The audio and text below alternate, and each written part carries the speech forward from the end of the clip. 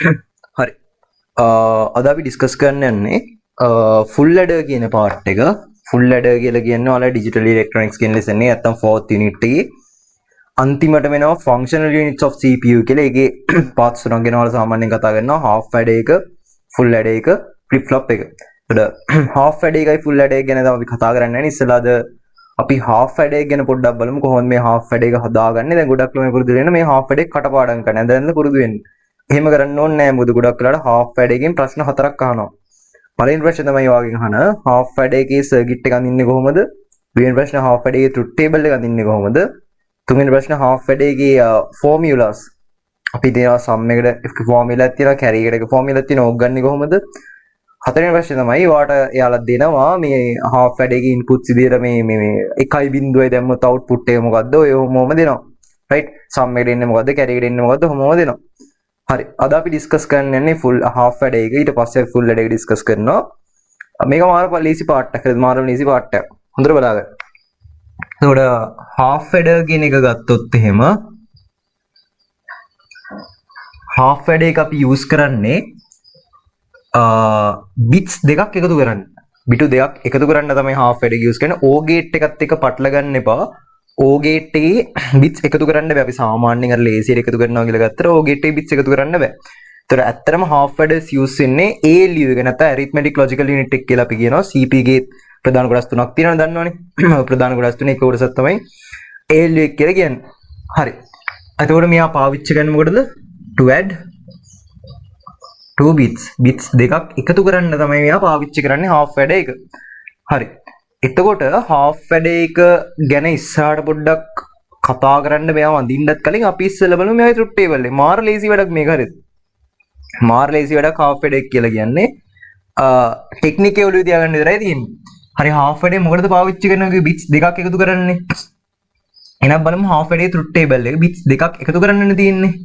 bits දෙකක් එකතු කරන්න තියෙන හින්දා මම එක bit එකක් ගන්නම් A කියලා, අනිත් bit එක ගන්නම් B කියලා.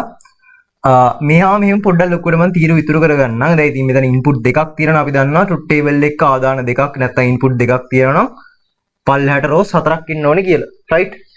හරි. මම මෙයා අපි පිළිවෙලට දාගෙන සාමාන්‍ය truth table එක වගේ 0 1 0 1 0 0 1 0 0 1 1. හරි. මෙච්චරයි. දැන් truth table එක හදන්න යන්නේ half ඇඩර් එකේ මාර ලේසි. මේ ක්‍රමයටම කරන්න මාරම ලේසි මේ. හරි. දැන් මොකද්ද අපි කරන්නේ? bits දෙකක් එකතු කරන්න යන්නේ. නිකම්ම මේ bits දෙක එකතු කරගන්න තමයි අපිට තියෙන්නේ. නිකම්ම මේ දෙන්න එකතු කරගන්න තියෙන්නේ. මතක තියාගන්න O gate එක ගත්තොත් එහෙම අපි 1 plus 1 කියලා නෝක ලියන්නේ ඉතින් A plus B කියන එක O gate එකේ මෙයා 1යි කියලා තමයි ගත්තේ මෙච්චර දවස් නේ O gate එකේදී. හැබැයි දැන් ඇත්තටම 1යි binary 1 කියලා කියන්නේ decimal වලිනුත් 1. මේ binary නේ තියෙන්නේ. මෙයා decimal වලිනුත් 1. 1යි අපේ decimal වලින් එකතු කරාම කීයද උත්තරේ එන්නේ? 2යි කියලා 2 කියන එක අපි binary වලින් ලියන්නේ 10 කියලා. ඒතර ඇත්තටම 1 1 දෙකක් එකතු කරොත් එහෙම 1යි එකතු කරොත් එහෙම 10 තමයි ආන්සර් එක. 10 තමයි ආන්සර් එක. ඒතර මම මෙතනින් පටන් ගන්නම් පොඩ්ඩක්. මම ඇත්තම ආන්සර් එක මේ සැරේ ඇත්තම ආන්සර් එක දානවා. 10 කියලා දානවා. පොඩ්ඩක් දෙපැත්තට පොඩ්ඩක් දෙපැත්තට කරලා ඇත්තම ආන්සර් එක මම දානවා. right. ඒතර මෙයා 10 කියලා bits දෙකකින් මම ලියාගත්තා. ඒතර 1 1 එකතු කරාට පස්සේ 1 1 add කරාට පස්සේ 10 එන්නේ. 10 add කරාට පස්සේ එක ධන බිඳුව කියන්නේ ඉතින් අපි කොහොමද දන්නවනේ 1යි කියලා. 10 ධන බිඳුව 10යි 50 ධන බිඳුව 50යි. දැන් එක ධන බිඳුව කියන්නේ 1යි. හැබැයි මේ දෙන්න bits මෙතන උත්තරේ ආවේ bits දෙකකින්නේ. මම මේ උත්තරේ වෙනසක් වෙන්නේ නැති වෙන්න බිඳුවයි 1යි කියලා ලියාගෙන ඉතින් 1 ලියන්න දැන් ඔයාලට 50 ලියන්න පුළුවන් නේ බිඳුවයි 50යි කියලා ප්‍රශ්නයක් නැහැ නේද? මම 1 ලිව්වා බිඳුවයි 1යි කියලා. අවුලක් නැහැ. 1යි බිඳුවයි කියන්නේ තා 1යි මම ඒකත් බිඳුවයි 1යි කියලා ලියා ගන්නවා. බිඳුවයි කියන්නේ බිඳුවයි bits දෙකකින් ලියන්න ඕනේ නේද? බිඳුවයි කියලා ලියා ගන්නවා. දැන් මෙච්චරයි කරන්න තියෙන්නේ මේ දෙක දෙකට මැදින් බෙදන්න. සාමාන්‍ය විදිහට එකතු කරත්තා උත්තරේ දාගත්තා දෙකට මැදින් බෙදුවා. මෙන්න මෙයාට අපි කියනවා C out නැත්නම් carry එක කියලා කියනවා. මෙයාට කියනවා sum එක කියලා. හරිද? එයාට C out එක කියලාත් කියනවා. ඒතර පටල ගන්න එපා. ගොඩක් දුරට ඔයාලා සාමාන්‍ය ඉගෙන ගත්තී අර කටපාඩම් විදිහට ඉගෙන ගද්දි නිකන් ඇඳලා ප්‍රැක්ටිස් කරලා ඉගෙන ගද්දි ඔයාලා ඉගෙන ගන්න මේ sum එක ඉස්සරහා තීරුවේ තියෙන්න ඕනේ. sum එක ඉස්සරහා කොලම් එකේ තියෙන්නේ carry පිටිපස්සේ කොලම් එකේ තියෙන්නේ. එහෙම අනිවාර්යෙන් නීතියක් නැහැ. ඔයා දාද්දි පොඩ්ඩක් ඔයා එහෙම එකක් ඇවිල්ලා තිබ්බොත් ඒ අනුව බලලා හදාගන්න ඕනේ. මෙහෙම දැම්ම කියලා කිසිම ප්‍රශ්නයක් නැහැ. හරිද? ඔයා කොලම් එක නම් කරා නම් එච්චරයි. දැන් මේ ක්‍රමයට ගියාට පස්සේ ඉස්සෙල්ලාම ඉන්නේ කොලම් එකට අපි ඉස්සෙල්ලාම බෙදලා ඉස්සෙල්ලාම එකට C out කියලා කියන නැත්නම් carry එක කියලා කියනවා. carry out එක කියලා කියනවා මෙයාට කියනවා sum එක කියලා. හරිද? මේ තියෙන දර මොකද්ද? half වැඩ එකේ truth table. ඒතර මේ සමහර වෙලාවට පටල ගන්න එපා. මේ column එක මෙතෙන්ට දාලා දෙනවා. ඒක ප්‍රශ්නයක් නෑ. ඔයාට ඕන මේ column එක මෙතෙන්ට දාලා මේ සම්පූර්ණ column එක ගලවලා මෙතෙන්ට දාලා මේ සම්පූර්ණ column එක එහා පැත්තට දාන්න පුළුවන්. ප්‍රශ්නයක් නෑ ඒක. ඒතර මේ තියෙන truth table එක half වැඩ එකේ. truth table එක. ඔන්න අර පළවෙනි ප්‍රශ්න අහනවා කිව්ව එක අපි කරලා ඉවරයි නේ. පළවෙනි ප්‍රශ්න මොකක්ද අහනවා කිව්වේ තාමන්නේ මේ half වැඩ එක ගැන හද්දි truth table එක තමයි අහන්නේ. ඔන්න පළවෙනි ප්‍රශ්න උත්තරේ අපි ගාව හරි. සිලබස් ඉගෙන ගන්න තියෙනවා. දෙවෙනි ප්‍රශ්නේ තමයි ඔයාගෙන් අහනවා මේ carry එකයි මේ sum එකයි ටයි formulas නැත්නම් boolean expressions තියෙනවා. boolean expressions වලින් හදාගත්ත formulas දෙකක් තියෙනවා. ඔය expressions දෙක මොකක්ද කියලා අපෙන් අහනවා. ඒතර cout නැත්නම් carry කියලා කියනවා මෙන්න මෙයා අපිට ගන්න පුළුවන් මෙන්න මෙහෙම. මෙයා අපිට ගන්න පුළුවන් a.b කියන එක්කෙනාගේ sum එක අපිට ගන්න පුළුවන් a xor b කියන එක්කෙනාගේ. බලමු පුළුවන් දියලා මේ කොලම් එකේ a.b වලින් ගන්න පුළුවන්ද බලන්න. බිංදුවර බිංදුවයි බිංදුවරක් එක බිංදුවයි එක්තරා බිංදුව හරිය. අර සාමාන්‍ය එහෙමනේ ගන්න අපි AND gate එක බිංදුවයි ගියොත් AND gate එකෙන් බිංදුවයි. බිංදුවයි එකයි AND gate එකෙන් ගියොත් බිංදුවයි. එකයි බිංදුව AND gate එකෙන් ගියොත් බිංදුවයි මේ. එකයි AND gate එකෙන් ගියොත් එකයි. හරිද? තේරෙනවද මේ අර පොඩි මතක් කිරීමක් කරන්නේ මේක අර මේ ටික ඇති කොහොමත් මේ ටික තමයි ඉගෙන ගන්න තියෙන්නේ කොහොමද? හරිද? එතකොට මේ තියෙන්නේ carry එකට අපි සාමාන්‍යයෙන් බෙදලා ගල්ලා ගත්තට ඕන්න මේක පාඩම් කරන් ඉඳලා ගන්නත් ප්‍රති පාඩම් කරන් ඉන්න ඕනේ නැහැ. නිකම්ම අපිට මෙහෙම ගල්ලා දාලා දෙකට මැදින් බෙදලා ඉන්න පළවෙනි කොලම් එකට අපි carry කියලා කියනවා. දෙවෙනි කොලම් එකට sum කියලා කියනවා. කොහොම ගන්න පුළුවන්? sum කියලා කියන්නේ XOR B කියන්නේ මොකද්ද XOR gate එකෙන් කියන්නේ? XOR gate එකෙන් මොකද වෙන්නේ? වෙනස් කට්ටි ඉන්නව නම් කැමති නේ. සාමාන්‍ය අපි මිනිස්සු වගේ. සාමාන්‍ය අපි කැමති වෙනස් මිනිසුන්නේ. හරිද ඒ වගේ.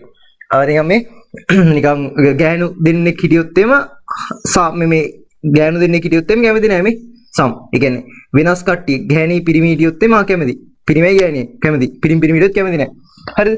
ඒ වගේ කතාවක් XOR එකේ තියෙන. මොකද්ද XOR එකේ ඇතුලෙන් කතා කරොත් එimhe XOR එකේ තේරුම මොකද්ද?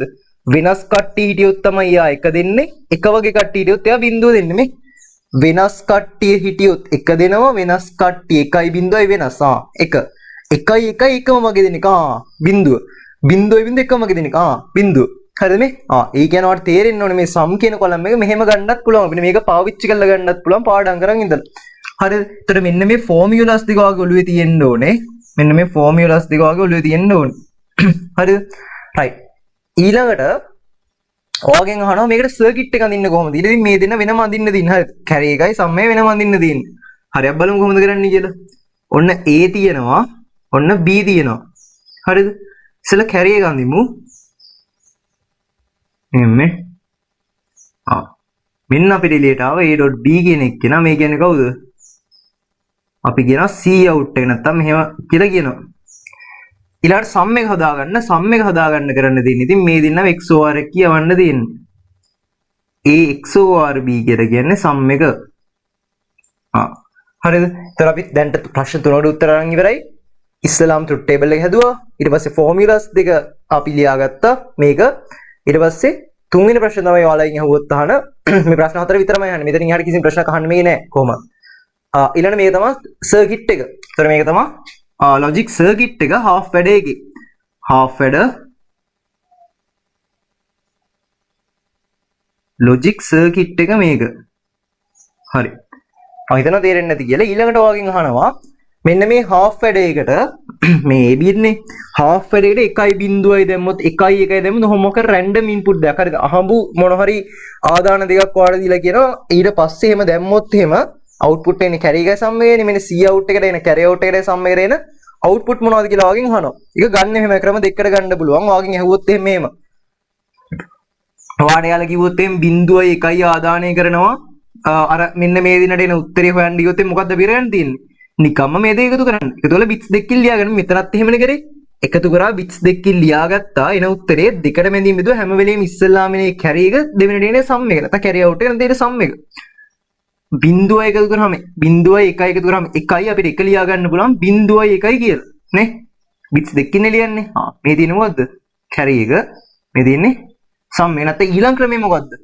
ඊළඟ ක්‍රමය ඔයාලට කිව්වොත් එමේ දැන් අපිට අහුවේ බිංදුව එකයි දුන්නොත් මොකක්ද වෙන්නේ කියලා මේ ක්‍රමයට ගන්නත් පුළුවන් නැත්නම් ඊළඟ ක්‍රමය මෙන්න මේ ෆෝමියුලාස් දෙක පාවිච්චි කරලා මේ දෙය දැනන් හිටියනම් ඒක කරන්නත් පුළුවන් කොහොමද truth table එක කොහොමද පාඩම් කරන්න දෙයක් නැහැ නේ සර්කිට් එක ඇඳලා පුරුදු වෙන්නත් එපා මෙන්න මෙයා විතරයි මතක තියාගෙන ඉන්න ඕනේ half වැඩ කිව්වොත් එහෙම. මොකද මෙයා ගන්නවා නම් කොහොමත් සර්කිට් එක ගන්න පුළුවන්. මෙයා පාඩම් කරගන්න දෙයක් නැහැ නේ. ක්‍රමයක් නේ අපි ඉගෙන ගත්තේ. ලේසි ක්‍රමයක්. මෙයා පොඩ්ඩක් ඔළුවේ තියාගෙන ඉන්න ඕනේ මෙයයි ෆුල් වැඩ එක්කෙනෙක් ඉන්න මෙයයි. right.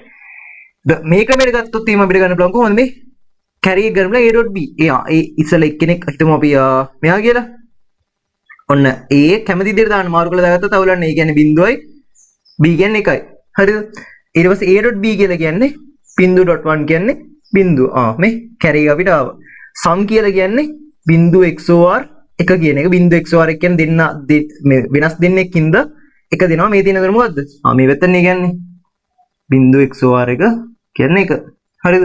එතකොට ඔයාලට එක්කෝ මේ විදිහට අපි ට්‍රූත් ටේබල් එක කරා වගේ එකතු කරලා bits දෙක කිලියෙන් දෙකට මැදින් බෙදලා පළවෙනි කොලම් එක හැරි දෙවෙනි කොලම් එක sum කියලා උත්තරේ ගන්නත් පුළුවන්.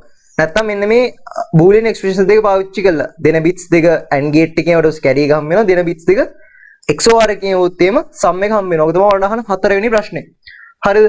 එතකොට ඊළඟ වීඩියෝ එක අපි කතා කරන්නේ full array එක. full array එකේ සාමාන්‍යයෙන් ඔයාලගේ syllabus එකේ තියෙන part එකක් තියෙනවා. syllabus එකෙන් පිට තව full array එක හදන ක්‍රමයක් තියෙනවා. ඒ දෙකම අපි ඩිස්කස් කරනවා වීඩියෝස් දෙකකින්. ඊට පස්සේ ෆ්ලිප් ෆ්ලොප් එක කොහොම අර විභාගෙට ඕන වෙන දේවල් අපි කතා කරගෙන යනවා. හරි.